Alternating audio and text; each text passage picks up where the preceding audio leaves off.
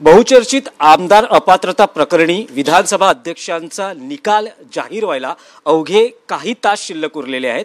Shiv Sena UBT पक्षाचे नेते आणि विधिमंडळातील आमदार ॲडव्होकेट अनिल परब TV9 मराठीशी बोलणार आहेत। या विषयावर आपण थेट त्यांची प्रतिक्रिया जाणून घेणार आहोत। अवघे काही तास उरलेले आहेत। विधानसभा अध्यक्षांकडे शिवसेनेच्या दोन्ही गटांची सुनावणी पार पडली। गेले काही महिने ही सुनावणी होती। युक्तिवाद केले गेले। सुप्रीम कोर्टातून प्रकरण विधानसभा अध्यक्षांकडे आलं आणि आता निकाल जाहीर व्हायला अवघे काही तास उरलेले आहेत। काय पहिली प्रतिक्रिया?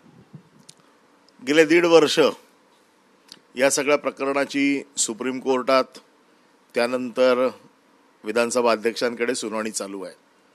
सुप्रीम कोर्टात ह्याच्यावरती सविस्तर चर्चा झालेली आहे, सविस्तर युक्तिवाद झाला आहे आणि सुप्रीम कोर्टाने सगळे मुद्दे अतिशय स्पष्टपणे मांडून अपात्रतेचा निर्णय जो विधानसभा अध्यक्षांचा अधिकार आहे त्यांच्याकडे सोपवलेला आहे। आता विधानसभेच्या अध्यक्षांनी पुन्हा सुनावणी घेतली आणि त्यांना काही मुद्दे चौकट आखून दिली होती सुप्रीम कोर्टाने की ह्या चौकटीत ही सुनवाई पूर्ण करा। त्याप्रमाणे हे सगळं प्रकरण काही दिवस अध्यक्ष ऐकत होते। तिथे पक्ष कोणाचा हे सुप्रीम कोर्टाने त्याच्यामध्ये अतिशय डायरेक्टिव्ह दिलेल्या होत्या की इलेक्शन कमिशनने काय बघायला पाहिजे, व्हीप कोणाचा मंजूर करायला पाहिजे, याच्या बाबतीतली जी काही मार्गदर्शक तत्व होती ही सगळी अध्यक्षांना घालून हे प्रकरण त्यांच्याकडे सोपवलं होतं। त्याप्रमाणे आम्ही आमची बाजू अध्यक्षांच्या समोर मांडली।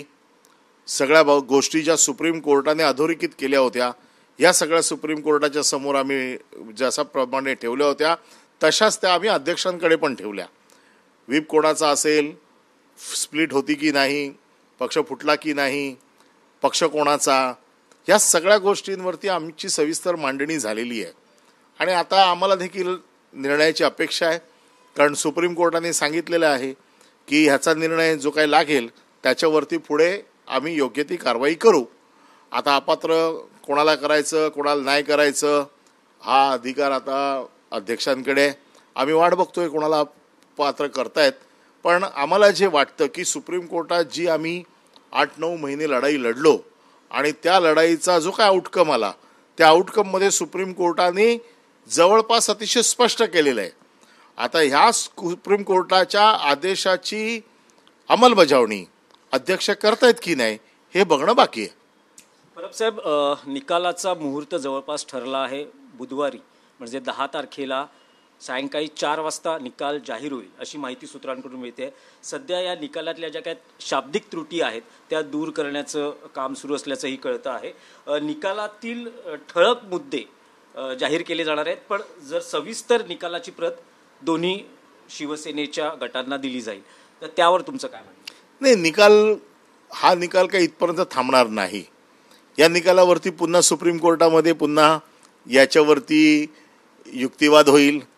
कदाचित त्यांना डिस्क्वालिफाय केलं तर ते सुप्रीम कोर्टात जातील, आम्हाला डिस्क्वालिफाय केलं तर आम्ही सुप्रीम कोर्टात जाऊ। म्हणजे याचा अर्थ काय फक्त इथे हे प्रकरण संपत नाही आहे। निकाल कसा देतायत आणि कशाच्या आधारावरती देतायत हे बघणं फार महत्त्वाचं आहे।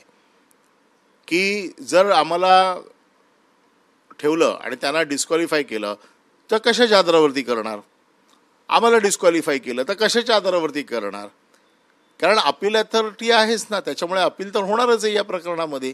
त्यामुळे हे प्रकरण काही इथेच संपणार नाही आहे। आता फक्त बघायचं आहे की अध्यक्षांनी अध्यक्षांचं काम करावं, त्यांनी इम्पार्शल काम करावं अशी सर्व जनतेची अपेक्षा आहे। त्यांनी राजकीय पक्षाचा कार्यकर्ता म्हणून निकाल देऊ नये एवढी अपेक्षा आहे। परब साहेब, पुन्हा एकदा प्रश्न विचारतो की शिवसेना युबीटीचे आमदार अपात्र ठरले आणि शिवसेना मुख्यमंत्री एकनाथ शिंदे यांच्या गटाचे यांच्या पक्षाचे आमदार पात्र ठरले। शिवसेना युबीटीच्या विरोधात जर विधानसभा अध्यक्षांचा निर्णय गेला तर तुमच्या पक्षाची पुढची भूमिका काय? नाही, आम्ही तर ताबडतोब सुप्रीम कोर्टात जाणार, कारण आम्हाला न्याय सुप्रीम कोर्टातनंच मिळेल। कारण ज्या पद्धतीने अध्यक्ष मुख्यमंत्र्यांना भेटतायत, अध्यक्ष हे घटनात्मक पद आहे आणि अशा वेळेला ट्रिब्युनल चालू आहे, ट्रिब्युनलचा अजून निकाल लागलेला नाही, ते आता ते जज म्हणून काम करतायत आणि जजने असं कोणाच्या घरी उठून जायचं नसतं, हे संकेतच चुकीचे आहेत। आणि त्यामुळे जर अशा पद्धतीने अध्यक्ष जर मुख्यमंत्र्यांकडे जात असतील आणि मुख्यमंत्र्यांशी चर्चा करत असतील तर साधारण निकाल काय येऊ शकतो याचा आम्हाला अंदाज आहे. कारण मुख्यमंत्र्यांकडे आज त्यांना जाण्याची काही गरज नाही, कारण ते आता एका न्यायिक भूमिकेमध्ये बसलेले आहेत. आणि जेव्हा एखादा न्यायिक भूमिकेमध्ये बसलेला असतो माणूस त्यावेळेला तो सगळ्यांच्या वरती असतो. त्यामुळे अध्यक्ष कधीच आजपर्यंत मी बघितलेलं नाही आहे की अध्यक्ष मुख्यमंत्र्यांकडे गेलेत. अध्यक्षांना वाटलं तर ते मुख्यमंत्र्याला बोलवू शकतात कुठल्याही कामासाठी, पण मुख्यमंत्र्याकडे उठून जाणं म्हणजे थोडीशी लाचारीच वाटते आम्हाला. परब साहेब, आणखी एक मुद्दा होता की जो काही निकाल येईल, ज्या गटाच्या बाजूने निकाल लागेल, ज्या गटाच्या विरोधात निकाल लागेल, सुप्रीम कोर्टातच जावं लागेल की असं एक म्हटलं जात आहे की पहिल्यांदा हायकोर्टात जावं लागेल आणि मग तिकडून सुनावणी होऊन मग कदाचित पुढे प्रकरण सुप्रीम कोर्टात. प्रकरण सुप्रीम कोर्टाने ऐकलेलं आहे, त्यावेळेला सुप्रीम कोर्टाने ऐकलंय, त्यावेळेला कुठलंही हायकोर्टाने नव्हतं आणि सुप्रीम कोर्टाने सगळ्या डायरेक्शन घालून दिलेले आहेत. त्याच्यामुळे आता हायकोर्टात जायची गरज नाही, सुप्रीम कोर्टात जाण्याची मुभा आम्हाला आहे. निकाल काही लागेल, शिवसेना युबीटीचे नेते, पक्ष, उद्धव ठाकरे सगळेच हा निकाल ऐकण्यासाठी आणि त्याला सामोरं जाण्यासाठी तयार आहे. आम्ही 100% तयार आहोत. पहिल्या दिवसापासून आम्ही बिलकुल खचलेले नाही, खचणार नाही आणि ही लढाई आम्ही पूर्ण ताकदीनिशी लढणार. TV9 मराठीशी बातचीत केली त्याबद्दल आपले आभार. Video journalist Adilsah Dinesh Dukhande, TV9 Marathi, Mumbai.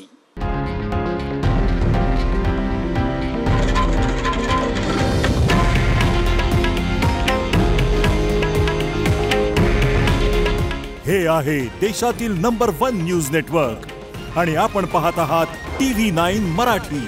काळजी तुमची, हित महाराष्ट्राचं.